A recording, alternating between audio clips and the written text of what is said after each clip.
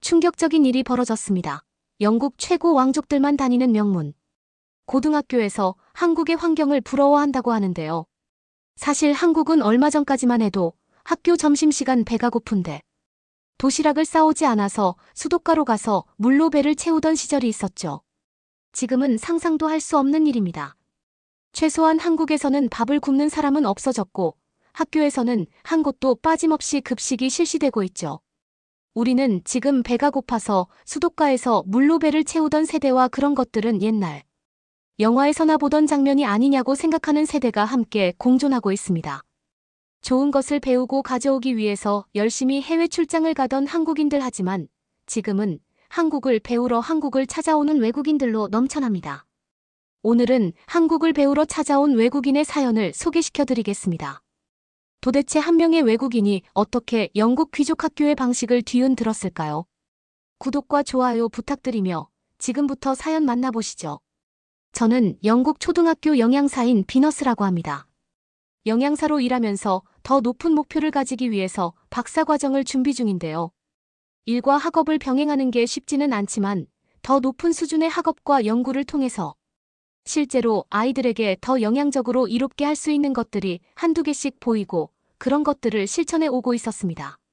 하지만 저는 졸업 논문을 쓰기 위해서 주제를 선정하며 여러 가지 자료를 조사하고 있었고 제가 일하고 있는 초등학교 급식의 영양 실태와 다른 나라들이 하고 있는 급식의 실태를 비교하는 게 아무래도 더 수월하다는 생각을 했고 그렇게 영국과 비교를 할 나라를 선정해야 했습니다. 일반적으로는 유럽의 급식에만 관심이 있고 자료가 많은 편이었는데요. 그런 자료들은 너무 식상하고 멋지게 졸업 논문을 작성하고 싶은데 흔하디흔한 중복되는 주제로 논문을 쓰고 싶지 않았습니다. 그래서 알아본 게 아시아 쪽 국가였고 그 중에 가장 배울 만한 시스템을 갖춘 나라는 한국이라는 사실을 알게 되었습니다. 유럽에서는 프랑스가 급식을 잘하는 편인데 한국은 그 수준을 뛰어넘어서 매우 잘하고 있다는 생각이 들게 되었는데요. 이 정도면 다른 나라의 급식들과 영국의 급식 수준을 비교하는 흔하디흔한 논문치고는 신선한 주제로 인정될 것 같아서 본격적으로 한국과의 비교를 하기 시작했습니다. 당연히 예전부터 알고는 있었던 사실이지만 이렇게 영국의 영양 실태가 나쁠 수 있는 것인지 너무나 처참한 심정이 든다는 말씀을 드리면서 이야기를 시작해야 될 것 같습니다. 제가 어린 시절 학교를 다닐 때보다 지금 영국의 초등학교 급식이 더 나아졌다고는 하지만 여전히 영양학적으로 매우 질 나쁜 식사를 제공하고 있습니다. 감자튀김은 채소로 인정받았으며 케첩 또한 채소로 인정받았습니다.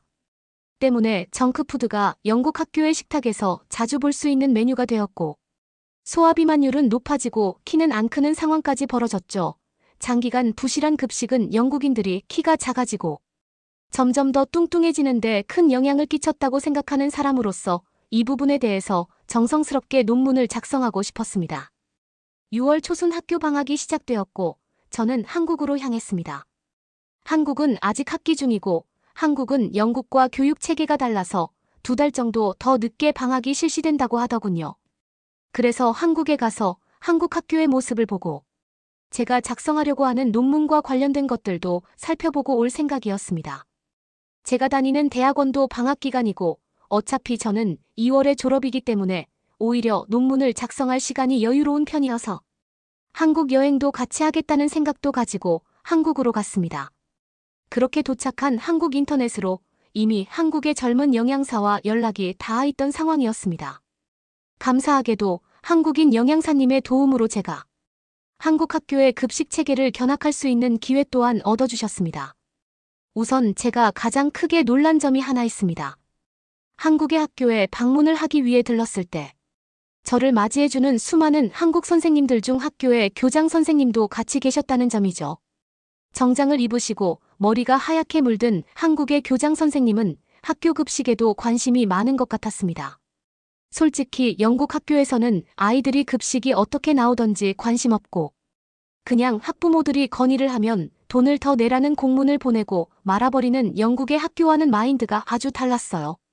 영국 학교에서도 나름대로 이유는 있죠. 정말로 예산이 부족해서 부실한 것이 근본적이기는 한데요. 때문에 오랜 기간 급식을 개선하려는 노력을 했던 학교들을 보면 그 결말은 그다지 좋지 않았거든요. 급식 명목 이외에 예산을 끌어썼다가 조사를 받는 일도 생기고 하니까 영국 학교에서는 급식에 대해서 완전히 무관심합니다. 그래서 저는 한국의 학교에 방문했을 때 교장 선생님까지 나와서 저를 맞이해 주실 줄은 몰랐어요. 예산 문제를 떠나서 일단 한국에서는 학생들이 학교에서 음식을 먹는 문제를 굉장히 중요하게 여기고 있는 것 같다는 생각이 들었습니다. 그래서 정말로 예산 문제를 떠나서 개선하겠다는 의지와 노력만 있으면 영국도 더 나아질 텐데 라는 아쉬움이 들었습니다. 제가 처음 느낀 한국과 영국의 차이였습니다. 별것 아닌 것 같아도 아주 중요한 관심이라는 점입니다. 그리고 이런 관심은 실제 조리장이나 학교 급식실을 보더라도 그 차이를 느낄 수 있었는데요. 저는 여기서 한국에게서 정말 배울 게 많다고 느꼈습니다. 우선 자율배식제가 아니었으며 때문에 한국 학교의 영양사님이 정해놓은 영양 기준대로 학생들을 음식을 섭취할 수 있었습니다. 식단표에는 섭취 칼로리가 계산되어 있었고 국물이 있는 요리에는 염분도 역시도 표기되어 있었습니다. 탄수화물, 단백질 및 지방의 균형을 맞추어 식단표를 구성한다고 하였습니다. 매일 버려지는 음식 쓰레기의 무게를 재서 다음번 조리할 때 버려지는 음식이 없도록 매우 꼼꼼하게 체크를 했고요. 그리고 학생들이 이용하지 않는 시간에는 정말 깨끗하게 급식실을 청소하는 모습을 봤습니다. 이런 일들은 매일같이 이루어지고 제가 영국에서는 이렇지 않다고 이야기를 하니까 오히려 한국 사람들은 너무나 놀라는 분위기였습니다.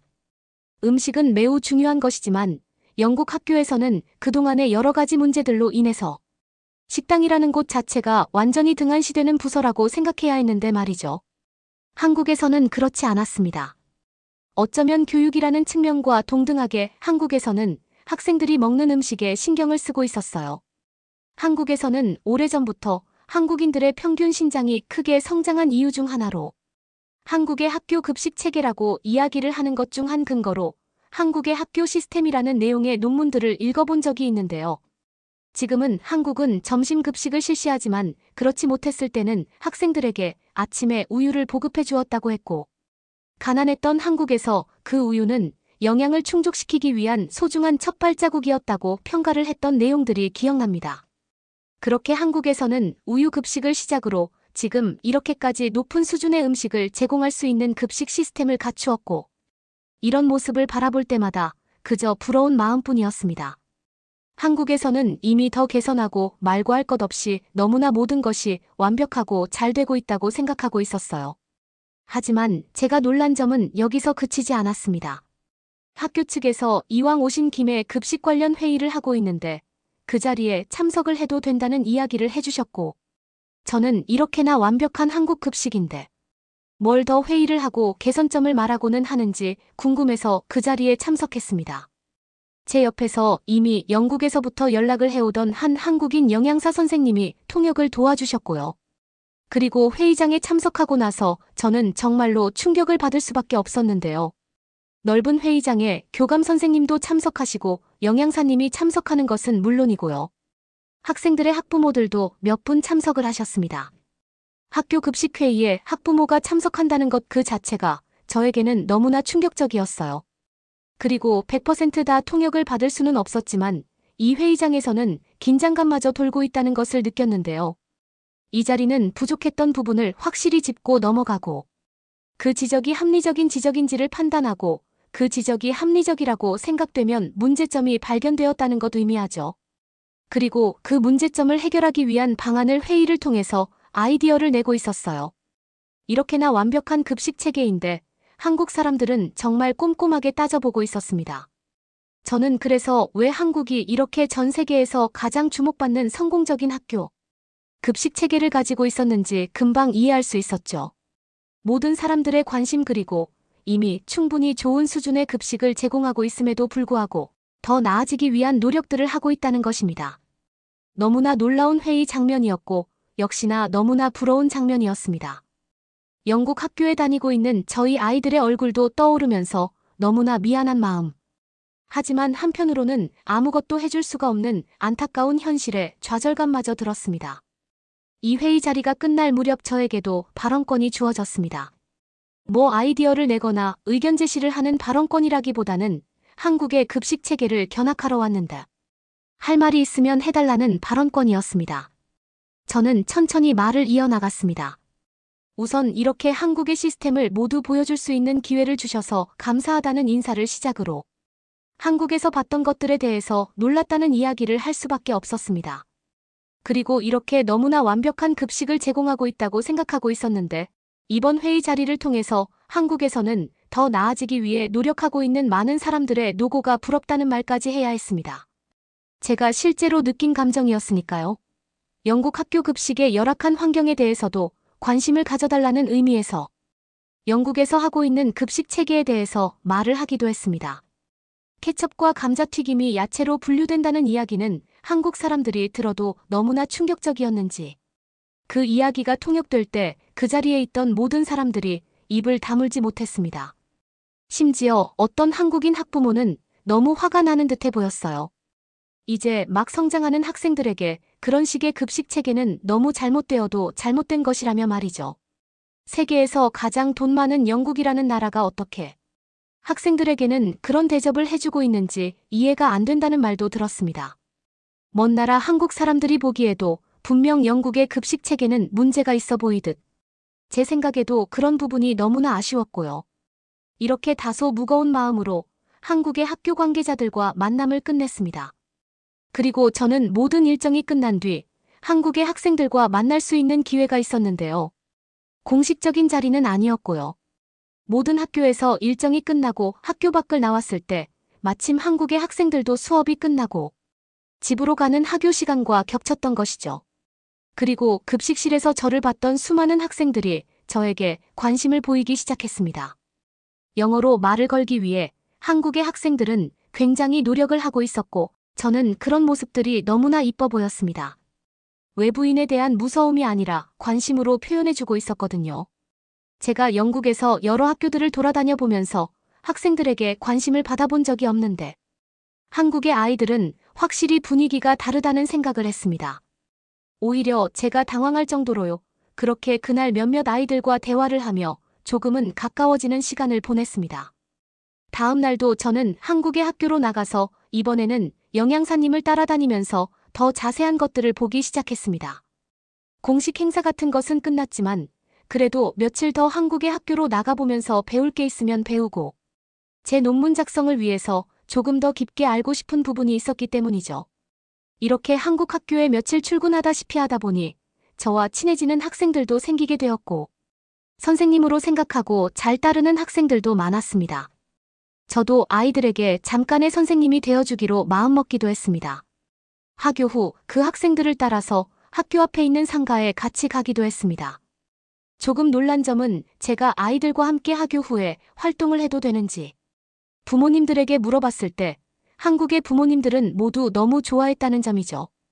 아마 제가 영어를 사용하고 아이들이 영어를 쓰는 환경이 많지 않은데 제가 일종의 무료 영어 선생님이 되어 주어서 그럴 수도 있었겠다는 생각을 해요. 그렇게 저는 학생들의 강력한 요구에 따라서 한국의 학생들이 좋아하는 떡볶이라는 음식을 사주러 가기도 했습니다. 한국의 한 떡볶이 가게는 이 초등학교 말고도 중학교 및 고등학교 학생들도 많이 와 있는 분위기였어요. 하교 후 많은 학생들이 집으로 가지 않고 이곳으로 오는 것 같았습니다. 그리고 저는 4명의 아이들을 데리고 그 떡볶이 집에 가서 음식을 주문해 주었습니다. 한국의 떡볶이가 무슨 음식인지는 대략적으로 알고는 있었는데 저도 처음 먹어보는 음식이라서 기대가 되기도 했습니다. 큰 그릇에 떡볶이가 가득 담겨져 나왔고 그 가격은 매우 저렴했습니다. 한편으로는 걱정되었습니다. 학생들에게 저렴하게 제공되고 있는 이 음식의 퀄리티가 떨어지는 게 아닌가 걱정되었으니까요. 정크푸드 중 하나일지도 모른다고 생각했고 한국의 학교에서 아이들의 건강을 위해서 이렇게나 노력하는데 아이들은 하교 후 이런 정크푸드를 먹으면 어른들의 노력이 헛수고가 되는 것이 아닌가 하는 우려 때문이죠. 하지만 막상 테이블에 올라온 음식은 그렇지 않았습니다. 상당히 깨끗한 환경에서 조리되는 음식이었고 음식에서 이상한 냄새나 기름 젖은 냄새 같은 것도 나지 않았어요. 조리실이 오픈되어 있어서 안심되는 것도 있었고요. 그렇게 맛본 한국의 떡볶이는 저에게는 상당히 매웠습니다. 제가 매워서 고통스러워하자 학생들은 그런 모습을 재밌어하기도 했고요. 저에게는 매운 음식이었지만 학생들은 이 맛에 익숙한 듯 매워하지 않고 신나게 음식을 즐겼습니다. 솔직히 떡볶이라는 이 요리가 정제된 밀가루가 주재료이고 단백질이 적은 음식이기는 했지만 영국에서 아이들이 막무가내로 먹어대는 다른 음식들과 비교해서 건강에 더 나쁘다는 생각이 들지는 않았습니다. 영국에서 아이들이 주로 먹는 간식은 기름에 튀겨 트랜스 지방이 많거나 식품 첨가물이 많이 들어간 경우가 많거든요. 그리고 이날을 기점으로 저는 한국의 다른 음식들을 최대한 경험해 보려고 노력했습니다. 한국에서는 패스트푸드점 말고는 그다지 학생들이 먹기에 곤란한 음식들이 보이지 않았다는 것이 신기했습니다. 자극적이고 기름으로 떡진 음식들로 학생들을 유혹하는 영국과는 매우 다른 분위기였습니다. 한국에서는 길거리에서 파는 음식도 꽤나 있었는데 저는 그 음식들이 질라진 음식을 팔고 있을까봐 일부러 가서 사 먹어봤는데요. 따뜻한 만두가 날씨와는 어울리지 않기는 했지만 너무나 맛있었고 오히려 영양적으로도 훌륭한 음식이라는 것을 알게 되었습니다. 가격도 저렴한데 영양적으로도 꽤나 좋은 음식이라는 평가를 내릴 수밖에 없었고 한국에서는 모든 식문화의 환경이 굉장히 좋다는 것을 알았습니다. 이렇게 한국을 돌아보면서 제가 몸담고 있는 분야에 있어서 분명히 한국에게 배울 것이 많았다는 생각을 하게 되었습니다. 물론 저는 앞으로도 학생들이 먹을 수 있는 음식에 대한 개선을 위한 노력을 계속하겠지만 먼저 어디서부터 손을 대야 할지 모를 정도로 답답한 마음이 듭니다. 그저 한국이 부러웠을 뿐이고 그냥 정치인들이 나서서 한국의 시스템을 통째로 베껴오지 않는다면 과연 해결이 될 수 있을 것인가라는 생각이 벽에 부딪힙니다. 더 놀라운 점은 한국도 이런 선진적인 급식 시스템이 도입된 지 얼마 되지 않았다는 점에서 놀랐습니다. 한국에서는 지금 급식을 경험해보지 못한 세대와 급식 말고 다른 것을 경험해보지 못한 세대로 나뉜다고 합니다. 당연히 그 중간에 끼어있는 세대도 있겠지만 이렇게 빠른 발전은 모두의 노력 그리고 정치인들의 노력이 있었기에 가능하다고 생각합니다. 그래서 저는 단순히 한국의 급식을 어떻게 배워야 한다라는 주제의 논문을 작성하려고 했지만 약간 내용을 수정해서 기초적인 환경의 변화가 선행되어야 한다는 내용을 포함해서 약간의 주제 변경을 하기로 결정했습니다. 결과적으로 제가 한국에 다녀온 것은 저에게 많은 도움이 되었고 꽤나 의미 있는 수준의 논문을 작성하고 있습니다. 바쁜 시간을 쪼개서 단기간 한국에 다녀왔지만 한국에 다녀오기 전에 주변 사람들에게 뭐하러 한국까지 가냐며 너무 진지하게 할 필요 없다고 말했던 사람들과 비교해서 제가 작성하고 있는 논문의 수준이 훨씬 깊다는 것 또한 감사하게 생각하고 있고요. 이 모든 것들이 한국에서 직접 경험해보고 보고 온 것들의 결과물이기 때문에 저는 한국에 다녀온 것을 제 인생의 가장 잘한 것들 중 하나로 생각하고 있습니다. 그래서 제가 지금은 영양사로 근무하고 있기는 하지만 언젠가는 정책을 담당하는 공무원이나 의회 쪽으로도 진로를 갈 수도 있겠구나라는 다양한 생각까지 도달하게 되었어요. 그만큼 한국에 다녀온 게 제 인생의 많은 부분을 바꾸어 놓은 것 같군요. 이렇게 글을 마치며 얼른 영국 학교의 급식 시스템이 하루빨리 정상을 찾기 위한 노력을 해야 한다는 말과 그 롤모델은 한국이 되었으면 좋겠다는 말씀을 드리고 싶습니다. 사연자분께 전해드릴 말씀이 있으시면 댓글로 부탁드립니다. 그러면 더욱 감동적인 다음 사연으로 넘어가겠습니다. 과거 고베 대지진과 동일본 대지진을 정확히 예언한 무당이 이 나무가 쓰러지면 어떤 일이 생길 것인지도 예언을 했기 때문이라고 하는데요. 대체 무당은 무슨 예언을 했던 것이고 이 마을에는 무슨 일이 있었던 것일까요? 오늘 사연 바로 시작합니다. 안녕하세요. 저는 일본 후쿠오카 출신의 나나코라고 합니다. 올해로 나이는 20살이 되었네요. 야오리 섬은 1993년 일본 최초로 유네스코 세계자연유산으로 등재되기도 한 곳이죠. 이곳엔 신성한 존재로 여겨지는 나무들이 숲을 이루며 그 중에서도 가장 신령스러운 나무로 알려진 산신나무가 있습니다. 추정 수명이 무려 3000년에 달하는 이 나무는 일본 신토의 숭배 대상이자 섬 주민들에게는 수호자로 여겨져 왔어요. 이 섬에서 태어난 저는 어려서부터 이 2000년 된 산신나무의 이야기를 숱하게 듣고 자라기도 했죠. 사실 제 친한 친구 류지의 할머니께서는 야오리 섬에서 오랜 전통을 이어온 무당이셨는데요. 그녀는 과거 일본에서 일어난 고베 대지진과 동일본 대지진을 정확히 예언한 것으로 유명했는데 이따금씩은 산신나무에 얽힌 불길한 예언도 입에 올리곤 하셨죠. 이 나무가 쓰러지는 날 일본은 큰 위기를 맞이할 거야. 무당 할머니는 어린 저와 제 친구에게 항상 이런 이야기를 들려주곤 했어요. 당시 저는 무슨 뜻인지 자세히는 이해할 수 없었지만 할머니께서는 워낙 진지한 표정으로 말씀하셨기에 어린 저희들에게도 그 말씀이 굉장히 와닿았던 기억이 나요. 그렇게 야유이 산신 나무가 가진 신비로운 힘과 그로 인해 느껴지는 알 수 없는 두려움은 무의식 중에 제 마음에 깊이 새겨지게 되었죠. 어린 마음에 혹시나 나무가 쓰러지기라도 하면 어떡하나 하고 매일 아침 항상 그 나무가 제대로 서 있는지 확인하는 게 저의 일상 버릇처럼 되어버렸답니다. 그리고 저는 시간이 흐르면서 섬을 떠나 오사카에서 생활하게 되었는데요. 하지만 할머니의 예언은 여전히 제 마음속 깊은 곳에 늘 자리 잡고 있었죠. 저는 종종 야오리 섬의 숲과 그 신목을 떠올리며 할머니의 말이 그저 미신에 불과하길 바랐어요. 그러나 2024년 9월 10호 태풍 산산이 일본 열도를 강타했습니다.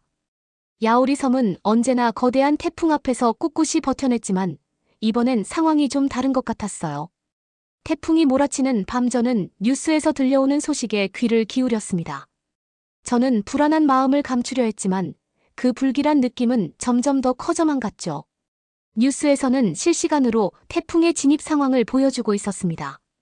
일본 규슈 지역의 하늘이 점점 더 어두워지면서 검은 구름이 하늘을 덮었고 태풍 산산의 강력한 바람이 바다를 휘몰아치며 바다와 하늘이 하나가 되어버린 듯한 광경이 펼쳐졌어요.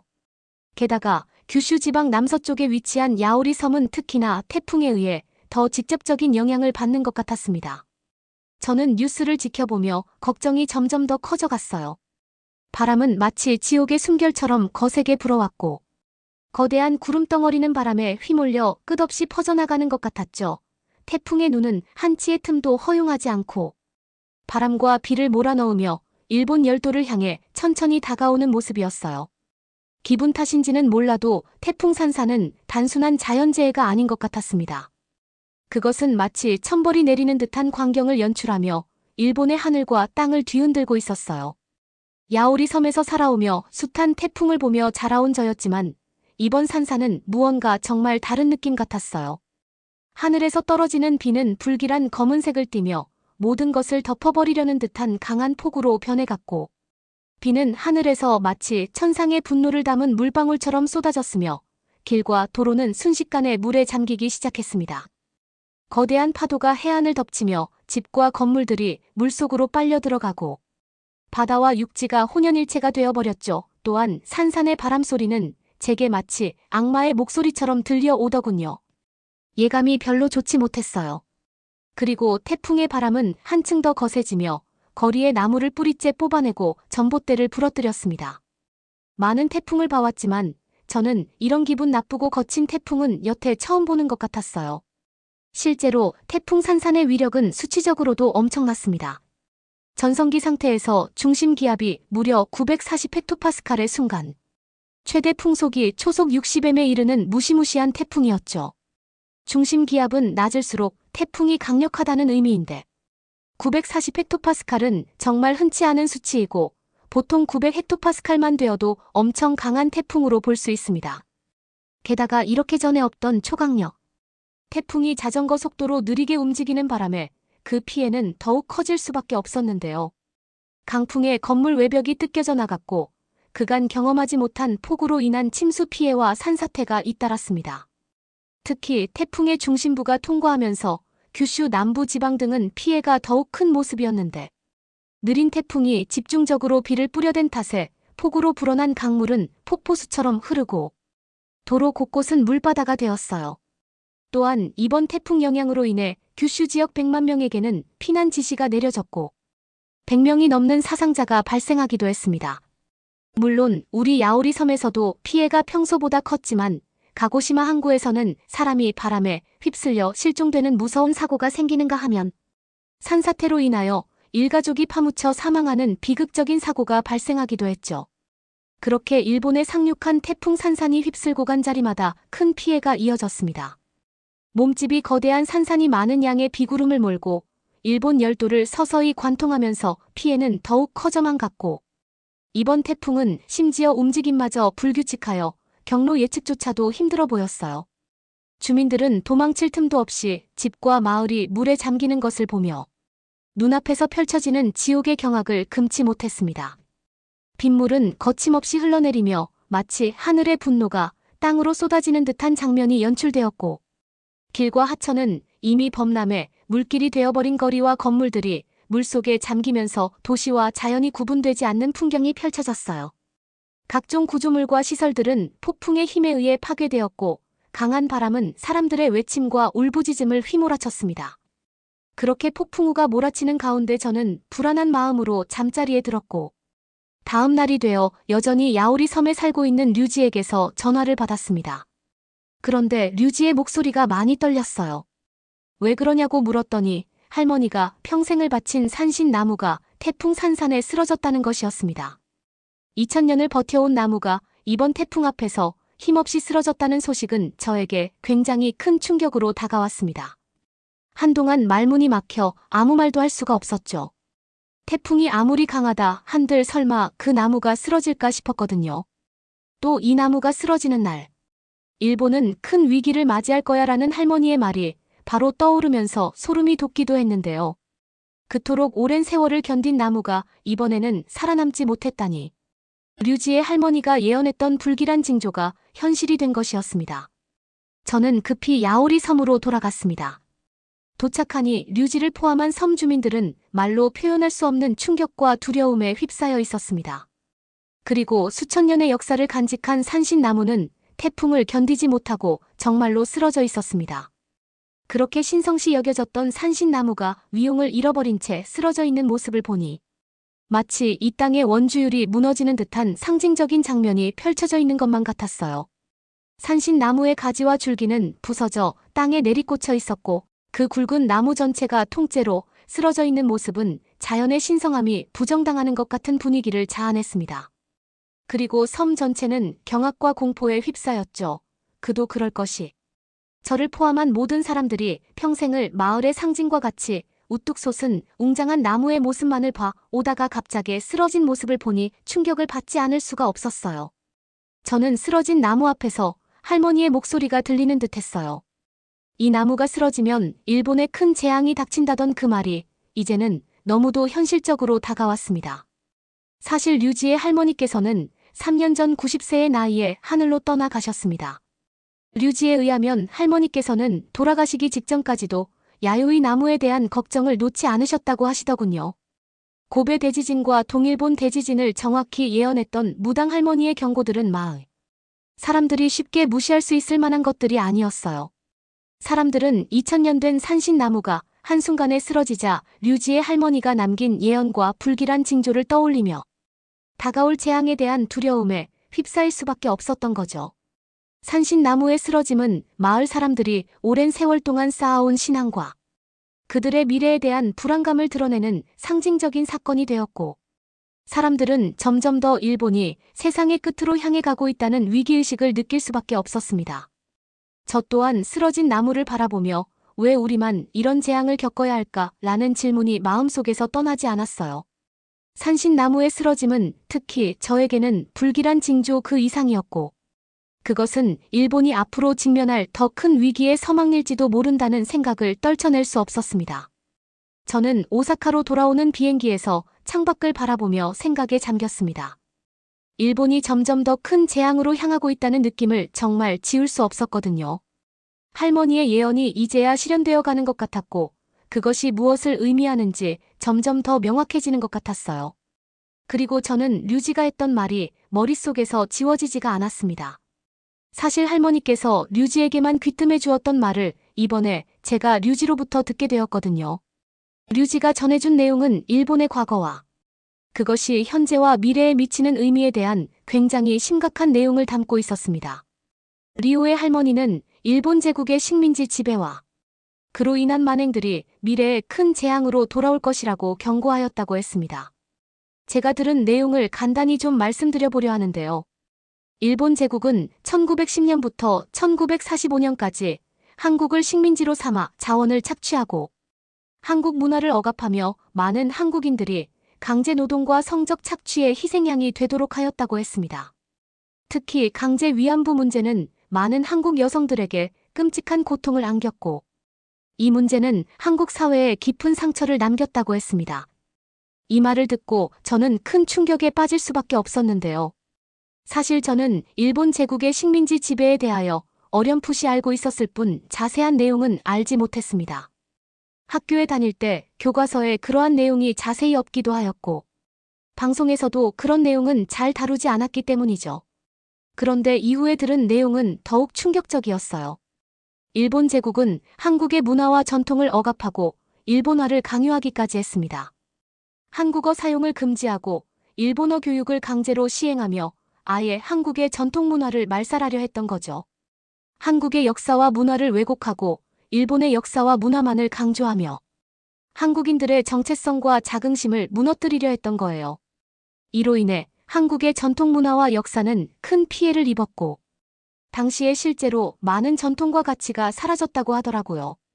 사실 류지의 할머니께서 산신나무에 이러한 의미를 부여하게 된 데에는 나름대로 이유가 있었어요. 할머니는 1930년대에 태어나 일본의 격동적인 현대사를 직접 경험한 세대의 인물이었습니다. 그녀는 어린 시절 제2차 세계대전의 혼란과 일본의 군국주의적 야욕으로 인한 전쟁의 고통을 목격했습니다. 이 시기 그녀는 고향과 가족 그리고 많은 사람들이 전쟁의 참혹함 속에서 고통받는 모습을 보며 깊은 상처를 입게 되었죠.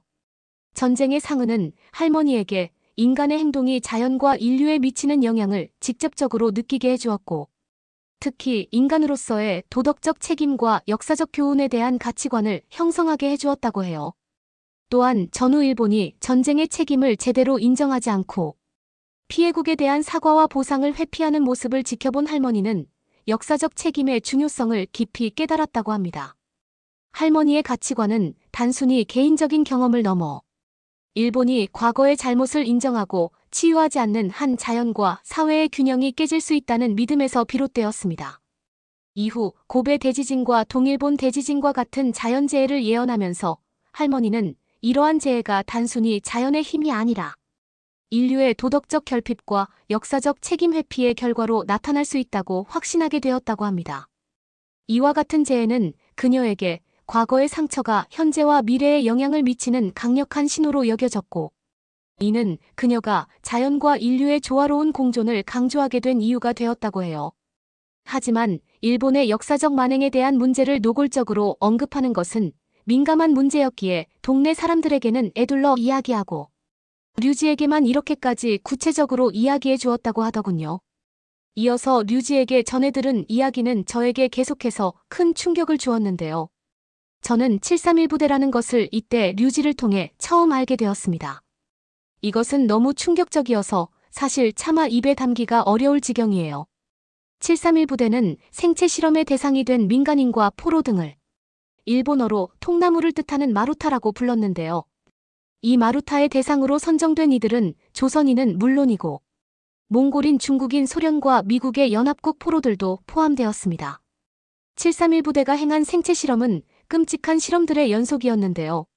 마루타로 선정된 이들에게 탄저균과 천연두균을 강제로 주사하여 그 경과를 지켜보는 실험을 진행하는 한편 산채로 해부하여 내장을 빼내고 동물의 내장과 교체하는 비인륜적인 실험도 자행하였습니다.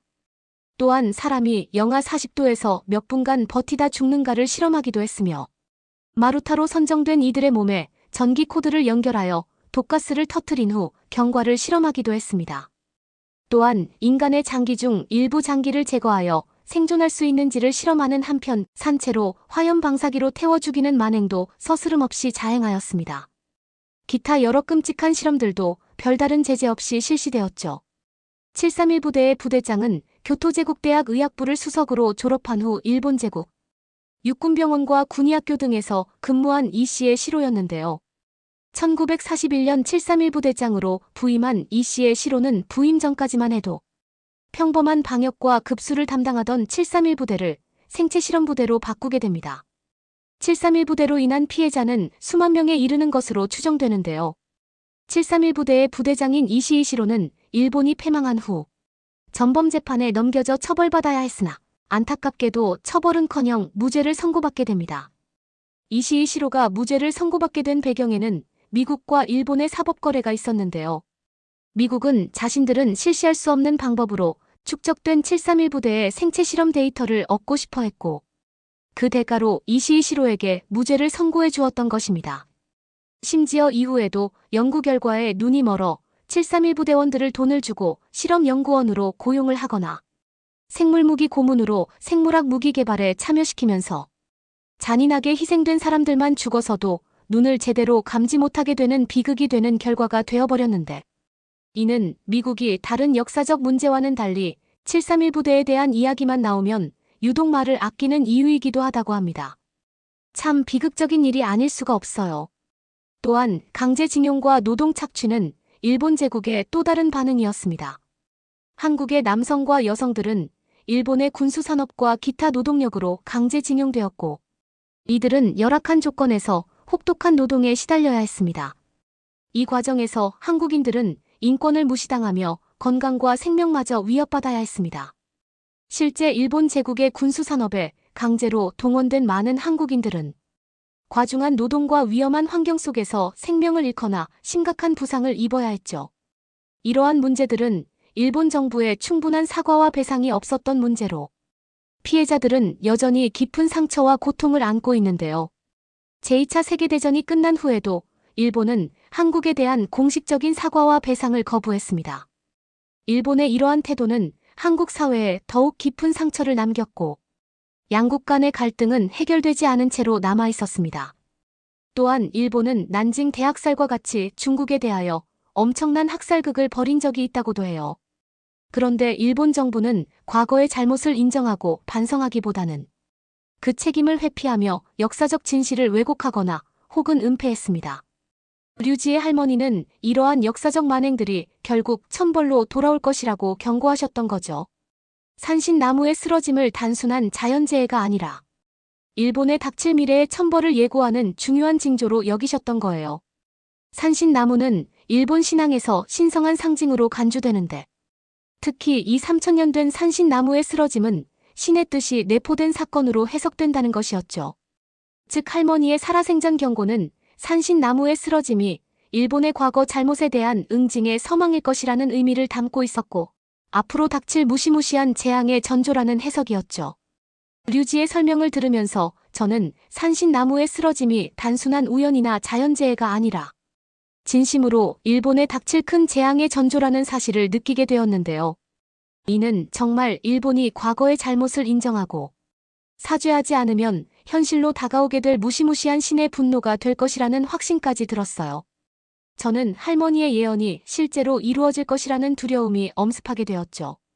특히 할머니께서는 일본의 천벌이 가까운 미래에 닥칠 대규모 재앙으로 나타날 것이라고 말씀하셨는데, 저를 소름 끼치게 한 것은 그 재앙의 가능성 중 하나가 바로 난카이 대지진이라는 것이었습니다.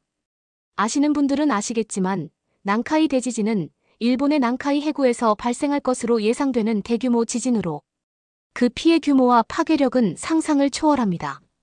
일본의 역사적 기록에 따르면 난카이 대지진은 주기적으로 발생하며 매번 큰 인명피해와 재산 피해를 일으켰습니다. 이번에는 할머니의 말씀처럼 그 전조가 산신나무의 쓰러짐이라는 신의 경고로 나타난 것이 아닐까 하는 두려움이 제 마음속에 크게 자리 잡았습니다. 난카이 대지진은 일본의 경제와 사회에 치명적인 타격을 줄 수 있는데, 이로 인한 인명피해와 재산 피해는 그 규모와 파괴력 면에서 상상하기 어렵습니다.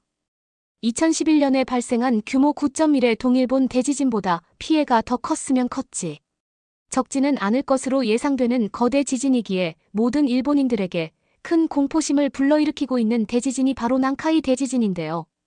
이러한 재앙이 다가온다는 생각에 저는 공포감을 느끼지 않을 수가 없었어요. 할머니의 예언이 실제로 이루어질 것이라는 두려움이 점점 더 강해졌고, 저는 일본이 과거의 잘못을 해결하지 않는 한 계속해서 더 큰 재앙이 닥칠 것이라는 생각에 사로잡힐 수밖에 없었습니다. 이 두려움은 단순히 과거의 이야기나 먼 미래의 문제가 아니라 현재 우리가 어떤 행동을 취하느냐에 따라 달라질 수 있는 현실적인 위기라는 느낌이었습니다. 할머니의 예언을 떠올리며 저는 현재와 미래에 닥칠 가능성 있는 재앙을 피하기 위한 방법을 고민할 수밖에 없었어요. 일본이 과거의 잘못을 진심으로 뉘우치고 해결하는 것이 얼마나 중요한지를 깊이 이해했고, 그로 인해 조금이라도 재앙을 피할 수 있는 방법을 찾아봐야겠다는 결심을 하게 되었습니다. 일본이 과거의 상처를 치유하고 역사적 책임을 다하는 것이 얼마나 중요한지를 뼈저리게 실감하게 되었고, 이를 우습게 생각하고 무시하면 결코 안 된다는 생각이 들었어요. 이번 산신나무의 쓰러짐과 그로 인해 다가올 재앙은 일본의 과거, 만행과 현재의 상황을 반영하는 중요한 교훈을 제공하는 일이었으며, 일본이 과거의 잘못을 진심으로 뉘우치고 해결할 때까지 계속될 신의 분노를 경고하는 사건으로 여겨졌습니다. 결국 이 모든 과정은 일본이 책임을 지는 데에서부터 시작된다는 것이라는 사실을 다시금 상기시켜주는 일이었습니다. 저는 너무나 두렵습니다. 그리고 이 교훈을 바탕으로 더 나은 세상, 더 밝은 미래를 향해 나아가는데 일본이 하루라도 빨리 기여할 수 있기를 간절히 바랄 뿐입니다. 그렇지 않으면 일본의 미래는 정말 없을 것입니다. 그러면 더욱 재미있는 다음 사연으로 넘어가겠습니다. 여기 독일의 한 여성이 한국을 방문하여 깜짝 놀라 말을 잇지 못하고 있습니다. 그런데 이 여성은 무려 100만 명의 구독자를 보유한 유튜버라고 하는데요. 이 여성이 한국에서 보고 놀란 것은 심지어 독일의 방송국에서까지 다루었다고 합니다. 대체 무슨 일이 있었던 걸까요? 사연 바로 시작합니다. 안녕하세요. 저는 독일에서 구독자 100만 명이 넘는 유튜브 채널을 운영하고 있는 체리라고 합니다. 저는 세계 각국의 문화나 흥미로운 이슈들을 소개하는 영상을 제작하고 있고 또 화제가 된다 싶으면 실제로 그 나라에 방문해서 직접 영상을 촬영해서 콘텐츠를 제작하기도 하는데요. 여러 나라들을 소개하지만 특히 최근에는 한국과 관련된 콘텐츠가 독일에서 되게 조회수가 많이 터지기도 했고, 또 한국에 방문하며 겪은 놀라운 경험들을 한국인 여러분들께도 알려드리고 싶어 이렇게 사연을 올려보게 되었는데요. 사실 저는 몇 년 사이에 한국이라는 나라에 엄청난 관심이 생겼어요. 그 이유를 설명하기 위해 우선 유튜버라는 직업에 대해서 먼저 설명을 좀 드려야 할 것 같은데요. 유튜브를 운영해 보신 분들은 아시겠지만 이 유튜브 작업이라는 것도 사실 엄청 고된 일이거든요. 주제 선정하려고 하루 종일 아이디어를 생각해내야 하고, 그런 다음 또 어떻게 해야 시청자들에게 재미를 줄 수 있을지 고민하면서 공들여 대본을 작성해야 하고, 그 다음은 또 영상을 재밌게 편집해야 하고, 마지막으로는 이목을 끌 수 있는 썸네일 제작까지 정말 해야 할 것들이 많거든요. 특히 이 썸네일은 참 어려운 게 영상에 아무리 노력과 시간을 들여도 썸네일이 시청자들에게 관심을 못 받게 되면 시청자들이 클릭을 안 해주기 때문에 몇 날 며칠을 쏟아부은 영상의 조회수가 완전히 망하게 되는데, 이럴 때면 참 회의감이 들기도 해요. 그래서 한시라도 최신 트렌드를 놓쳐선 안 되고 또 긴장을 풀고 있으면 절대 안 된답니다. 정신을 살짝이라도 놓고 있으면 아무래도 퀄리티가 떨어지게 될 수밖에 없거든요.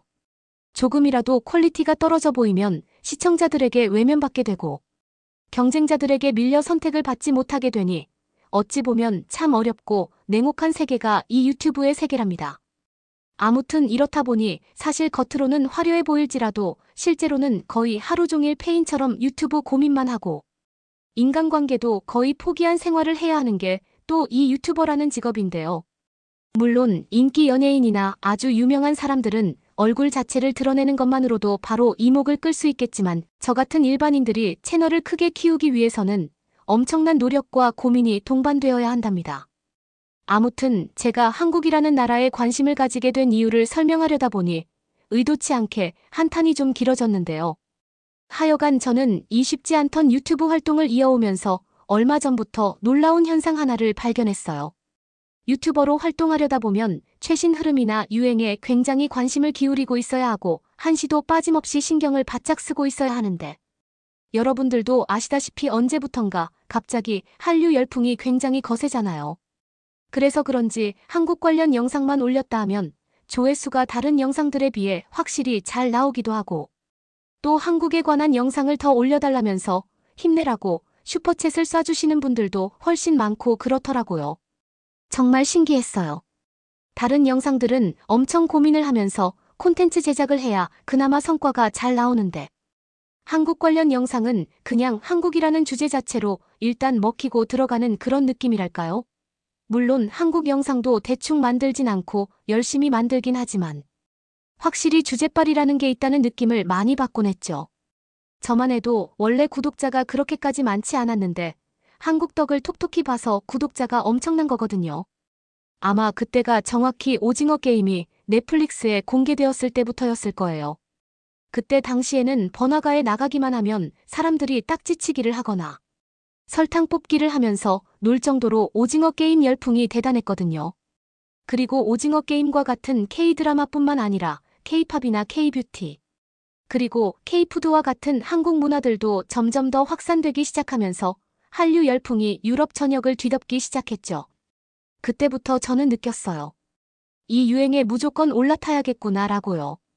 그래서 그맘때부터 한국 관련된 영상을 만들면서 한국의 음식이나 한국의 가수, 한국의 드라마 등 한국 문화들을 소개하기 시작했고, 그랬더니 생각보다 훨씬 더 많은 분들이 제 영상에 관심을 가져주셔서 덕분에 비교적 빠른 시간 안에 구독자가 몰리면서 저도 어느덧 100만 유튜버로서 자리를 잡을 수 있었죠. 과거에 정말 힘들었던 시기를 떠올리면 한국의 문화 열풍이 저를 살려준 셈이나 다름없었고, 그래서 항상 한국에 대해서는 좋은 감정과 고마운 마음이 크답니다. 아무튼 이렇게 한국의 힘으로 유튜버로서 성장도 하고 활동도 열심히 해왔는데 이렇게 끊임없이 달려오다 보니 저에게도 번아웃이라는 게 오더군요. 구독자도 늘고 많은 사랑을 받다 보니 신이 나는 것과는 별개로 날이 갈수록 체력적으로 힘이 드는 게 느껴졌고 제 몸에서는 저에게 잠깐 쉬어달라는 신호를 보내는 것만 같았죠. 저는 잠깐의 휴식이 좀 필요하다고 느꼈어요. 그래서 결국 그날 제 유튜브를 도와주는 친구 루시에게 저녁을 먹으며 이야기를 꺼내게 되었답니다. 며칠 리프레시를 하러 여행을 떠나는 게 어떠냐고요. 사실 이런 생각은 이날 처음 한 것은 아닙니다. 루시에게 말을 꺼낸 적은 없지만 얼마 전부터 유튜브 활동에 지쳐 잠깐의 휴식기를 가지면서 여행을 좀 가볼까 하는 생각을 혼자서 늘 하고 있긴 했어요. 루시 또한 오랜 기간 저를 도우면서 지쳐 보이기도 했었고요. 그리고 제가 여행지로 점 찍어둔 곳은 바로 한국이었죠. 루시와 함께 언젠가 한국에 가려고 늘 생각하고 있었거든요. 왜냐면 그간 한국에 대한 콘텐츠로 덕을 많이 봤는데 아직 실제로 한국에 가본 적이 한 번도 없었거든요. 게다가 루시는 한국어도 가능한 친구였어요. 얘는 저보다도 먼저 한류 열풍에 푹 빠져 있었던 애였거든요. 그래서 이번 휴식기에 겸사겸사 한국에 가서 콘텐츠로 쓸만한 한국의 모습도 찍고 휴식도 취하고 하면 정말 괜찮을 것 같다는 생각을 했었던 거죠. 물론 콘텐츠 같은 경우 당연히 일하러 가는 느낌보다는 부담 없이 한국을 둘러본다는 느낌으로 말이죠. 그렇게 저는 이러한 저의 생각을 이날 저녁 루시에게 말해봤는데 예상대로 루시는 흔쾌히 동의해 주었습니다. 긴 기간 작업으로 지쳐있기도 했겠지만 아무래도 한국이란 나라를 좋아하는 루시였다 보니 한국으로의 여행을 무척이나 반기는 모습이었죠. 그렇게 우리는 고민도 않고 바로 한국행 비행기 표를 끊었답니다. 여행 날은 금세 다가왔고 루시와 저는 설레는 마음으로 짐을 싸느라 잠도 제대로 못 자고 한국행 비행기에 올랐어요. 그리고 피곤했는지 비행기에서 바로 골아떨어졌죠. 그렇게 저희가 한국에 도착했을 때 인천공항이 생각했던 것보다 규모가 훨씬 큰 것 같아서 깜짝 놀랄 수밖에 없었습니다. 그리고 입국 심사대로 향하는데 앞에 보이는 줄이 정말 끝도 없이 길게만 보이더라고요. 이대로면 한참 기다려야 할 것 같았는데 한국에서의 일정이 그리 길지 않아 한시가 소중했던 저희한테는 한숨만 나오는 상황이었답니다. 그런데 신기하게도 직원분들이 정말 기계처럼 정확하고 빠르게 심사를 진행해 주신 덕분에 언제 그랬냐는 듯 줄이 빠르게 줄어들더니 어느새 우리 차례가 되어 순식간에 입국 심사를 마칠 수 있었답니다. 그렇게 공항에서 서울로 가려 하는데 순간적으로 택시를 탈 건지 지하철을 탈 건지 고민이 되더라고요. 루시와 의논 끝에 저희는 지하철을 타기로 했어요. 사실 독일에서 장거리 비행을 해서 피곤하다 보니 그냥 택시를 타고 편하게 호텔까지 갈까 싶기도 했는데 지하철이 뭔가 시청자들에게 보여줄 영상을 찍기에 좋은 소재처럼 느껴지더라고요. 그렇게 공항에서 연결되어 있는 지하철을 타러 가는데 역에 도착하자마자 깜짝 놀랄 수밖에 없었어요. 독일 지하철역에 비해 지하철역 내부가 너무나도 밝고 깨끗하더라고요. 독일의 지하철은 만들어진 지 오래된 역들이 많아서 한국 지하철처럼 이렇게 깔끔하다기보다는 어둡고 우중충해 늘 불쾌한 기분이 들곤 했거든요. 저는 바로 라이브 방송을 켰습니다. 예상하셨다시피 시청자들이 한국의 지하철 모습에 엄청나게 놀라워했어요. 얼마나 깨끗하면 지하철 바닥에 무슨 광이 다 난다며. 독일의 우중충한 지하철과는 비교가 되지 않는다고 한국 지하철에 대해 극찬을 하더군요.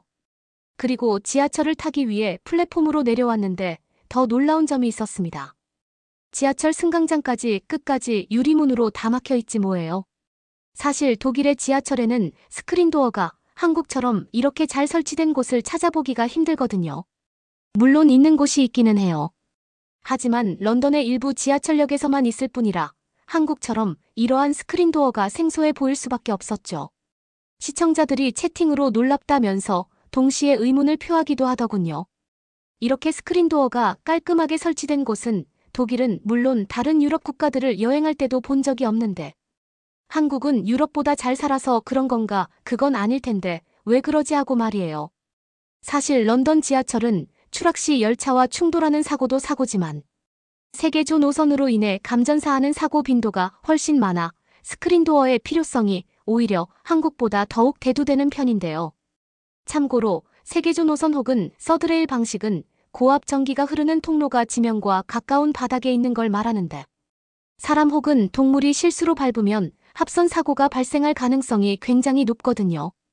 그래서 감전사고를 방지하기 위해서라도 스크린도어가 꼭 필요한 게 바로 독일이나 유럽의 지하철인데요. 하지만 스크린도어를 한국의 지하철역들처럼 마음껏 설치하지 못하는 이유가 있었어요.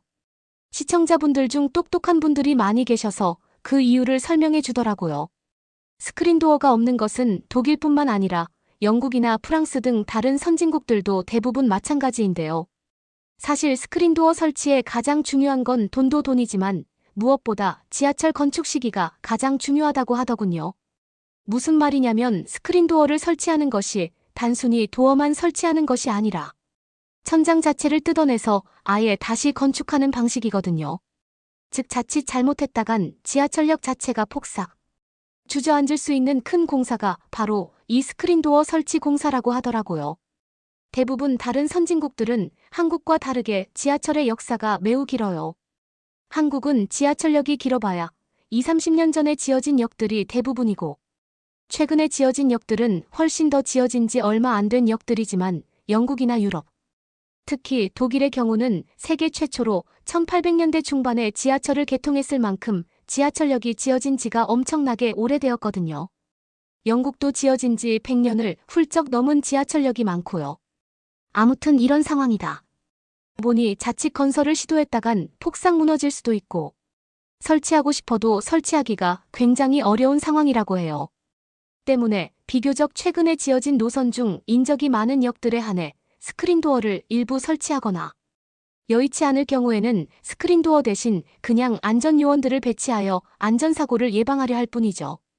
아무튼 이런 한국의 스크린도어 시스템이라면 누군가 뛰어내리거나 다른 사람한테 밀려서 선로에 떨어지는 사고는 절대 일어날 수가 없겠더라고요. 라이브 방송을 보던 시청자분들도 간혹 가다가 독일에서도 스크린도어가 설치된 역을 본 적은 있지만 이런 식으로 깔끔하게 잘 설치된 스크린도어는 처음 본다며 다들 깜짝 놀라더라고요. 스크린도어라는 게 항상 보다 보면 참 당연하게 보이겠지만 외국인들 눈에는 꽤 신기해 보이는 거랍니다. 놀라움은 지하철을 타서도 계속되었죠. 한국 지하철 내부는 독일의 지하철에 비하여 무척이나 쾌적하고 깨끗한 분위기였고 독일처럼 꾀재재한 사람이 보이긴커녕 승객들 모두 멀끔하고 깔끔한 차림으로 지하철을 이용하고 있더군요. 그리고 바깥의 날이 꽤 더웠는데 지하철 안은 에어컨 바람으로 마치 시원한 은행 안에서 편안하게 이동하는 듯한 느낌마저 들었어요. 정말 놀라웠습니다. 시청자들에게도 느끼게 해주고 싶었는데 화면만 보는 시청자들은 이 시원한 에어컨을 직접 느낄 수가 없으니 답답한 마음마저 들었죠. 아무튼 시청자들과 소통을 하면서 지하철을 타니 생각보다 저희는 금방 숙소에 도착할 수 있었어요. 숙소는 동대문 근처에 있는 한 호텔로 잡았답니다. 그리고 우리는 짐을 풀고 우선 홍대로 갔어요. 홍대는 젊음의 열기와 다채로운 문화가 넘쳐나는 곳으로 알고 있었고, 우리는 이곳에서 오늘 하루만큼은 그간의 모든 스트레스를 잊고 특별한 밤을 보내기로 했죠. 저는 홍대 거리에 들어서자마자 화려한 네온 사인과 거리의 예술가들 그리고 가득 찬 인파에 깜짝 놀랐어요. 길거리 공연자들이 음악을 연주하고 춤을 추는 모습은 마치 축제의 한 장면 같았답니다. 루시와 저는 여기 분위기 정말 대단하다며 감탄을 쏟아낼 수밖에 없었죠. 그렇게 놀라움과 함께 거리를 구경하다가 저희는 출출해져서 우선 허기를 좀 달래기로 했어요. 루시는 한국에서 유명한 치킨과 맥주 즉 치맥을 즐겨보자고 했고, 그렇게 저희는 가까운 치킨집에 들어가 치킨을 주문하고 시원한 맥주와 함께 먹었죠. 저희는 반반 치킨이라는 것을 시켜보았는데, 후라이드 치킨과 한국식 양념으로 버무려진 양념치킨이라는 것이 반반씩 섞여 있는 것이었어요. 후라이드 치킨도 물론 맛있었지만 저는 특히 양념치킨이 정말 새로우면서도 마음에 들었어요. 진한 양념 소스에 버무려진 양념치킨은 색깔부터 달랐는데 붉은 빛깔의 양념 소스가 치킨에 골고루 묻어있어 정말 먹음직스러워 보였고, 달콤하고 매콤한 향이 어우러져 먹기도 전부터 식욕을 자극했죠. 그리고 양념치킨을 한 입 베어 물어봤더니 정말 맛있더라고요. 속살은 야들야들했고 소스는 매콤하면서도 달콤한 것이 후라이드 치킨과는 또 다른 매력을 발산했는데, 소스가 잘 배어들어 촉촉한 치킨은 제 입안 가득 큰 행복을 느끼게 해주었죠. 그리고 맥주는 그 맛을 더욱 돋워주었답니다. 그렇게 맛있게 치맥을 즐긴 후 거리로 나온 우리의 관심을 끈 것은 홍대의 다양한 클럽들이었어요. 결국 우리는 호기심이 생겨 발길을 멈추고 한 클럽을 방문하게 되었죠. 클럽 안은 이미 많은 사람들로 붐비고 있었고 틀어주는 음악에 맞춰 모두가 춤을 추고 있었어요. 루시와 저는 이런 에너지는 처음 느껴본다며 한국의 밤 문화는 정말 놀랍다고 외쳤죠. 음악에 몸을 맡기고 춤을 추다 보니 우리는 정말 시간 가는 줄도 몰랐답니다. 그러다 시간이 많이 늦어 어느덧 새벽 3시가 훌쩍 넘었더라고요. 비행기에서 잠을 하도 많이 자서 괜찮을 줄 알았는데 아무래도 도착 첫날이다 보니 아무리 젊은 혈기라도 피곤한 건 어쩔 수 없더군요. 그렇게 저와 루시는 즐겁게 놀다가 이제 숙소로 가려고 했는데요. 시간이 늦었기에 택시를 잡으려고 했죠. 근데 루시가 미리 검색해서 알아봐둔 게 있다며 자기를 따라와 보라고 하더라고요. 어딜 가냐고 했더니 한국에는 심야에도 버스가 다닌다는 거 아니겠어요. 그런데 저를 더욱 놀라게 한 사실이 있었죠. 야간에 버스가 다니는 것도 신기한데 심지어 자율주행을 하는 무인버스라는 거예요. 저는 정말 깜짝 놀라서 믿기지가 않았는데 루시와 함께 정류장에서 기다리고 있었더니 정말 무인버스가 오더라고요. 너무 신기해서 두리번두리번거리며 버스에 올라탔는데 버스의 분위기도 독일 버스와는 많이 달랐어요. 일단 낮에 탔던 지하철처럼 깨끗하고 조용한 실내가 눈에 띄었고, 이를 보니 한국은 어떤 대중교통이든 전부 다 깔끔하고 쾌적하게 잘 관리한다는 인상을 받을 수밖에 없었죠. 그리고 무엇보다도 가장 놀라웠던 점은 정말로 사람이 운전하지 않고 있는 운전석이었습니다. 진짜 기사님이 운전대를 잡지 않고 있더라고요. 정말이지 너무 신기했어요. 운전석에 앉아있는 기사님은 그저 모니터만 주시하고 있었고 버스는 신기하게도 자동으로 부드럽게 움직이고 있더라고요. 저는 이런 장면은 놓쳐서는 안 된다고 생각해서 바로 라이브 방송을 켰고, 금세 몰려든 시청자들은 이 모습을 보고 모두 경악했어요. 정말 미래 세계에서나 가능할 법한 광경이 현재 시점에 눈앞에서 이뤄지고 있다니 모두가 놀라워하며 신기해했죠. 저 또한 놀란 건 마찬가지였고 편안히 앉아 계신 기사님 옆에서 몇 가지 질문도 드려봤어요. 물론 통역은 한국어를 할 줄 아는 루시가 옆에서 도와줬답니다. 참고로 나중에 알고 봤더니 독일의 방송국에서 이미 이 한국의 야간 자율주행 버스에 대해 취재를 한 적도 있더라고요. 아무튼 기사님께서는 제게 이렇게 설명해 주셨어요. 영화 속에서나 가능했던 기술이 이렇게 현실화되고 있다는 것이 사실 자신도 아직 쉽게 믿겨지지 않는다고요. 그러면서 아직까지는 자율주행 기술이 완벽하지는 않기 때문에 돌발 상황에 대비해 자신이 이렇게 따로 앉아 있는 것인데, 이것도 철저한 검증을 거치고 안전성이 보장되면 곧 기사 없이도 운행이 가능해질 것이라고 하시더군요. 2024년까지 안정기를 거치고 이후에 서울시 외곽까지 구간을 확대하고 그중에는 지방까지 더 많이 확대해서 운행할 계획이라고 하시더라고요. 또한 이것은 단지 시작일 뿐이지만 관련 업계 종사자들은 자율주행이 서울의 교통 문제 해결에 완벽한 해결책이라 생각한다고 하셨어요. 특히 밤에는 버스를 운전하고 싶어하는 사람들이 적기 때문에 이러한 자율주행 버스들이 그 빈자리를 메울 수가 있을 것이고 야간 버스 운전기사의 피로나 졸음 등의 부담을 크게 덜어줄 수 있을 것이라고 말씀하셨죠. 저희는 자동으로 도로를 달리는 버스 안에서 기사님의 설명을 흥미롭게 들었어요. 그리고 직접 타보니 버스의 승차감은 일반 버스만큼 참 편안했습니다. 또 늦은 밤에 버스를 탄 승객들은 이러한 자율주행 버스에 대해 불안해하는 느낌 없이 안락하게 버스 안에서 스마트폰을 하거나 창문에 기대어 잠깐 동안 자는 모습을 보여주었죠. 자칫 위험할 수도 있을 거란 생각에 꺼려질 법도 한데 아무래도 한국에서는 이렇게 새롭게 도입하여 운행하는 시스템에 대한 시민들의 믿음이 굉장히 강한 모습으로 느껴졌습니다. 그러한 믿음에 부응하듯 버스는 도로 위의 다른 차량들과 보행자들을 완벽하게 인식하여 반응하는 모습을 보여주었고 이를 지켜보던 제 구독자들 전부가 깜짝 놀랐음은 물론이고 저와 루시 또한 입이 떡 벌어진 채 이러한 신기한 모습을 지켜볼 수밖에 없었어요. 그리고 버스가 움직이는 동안 우리는 서울의 야경을 감상할 수도 있었는데요. 아시다시피 독일에서는 밤이 되면 길거리가 한산해지고 사람이 거의 없어져요.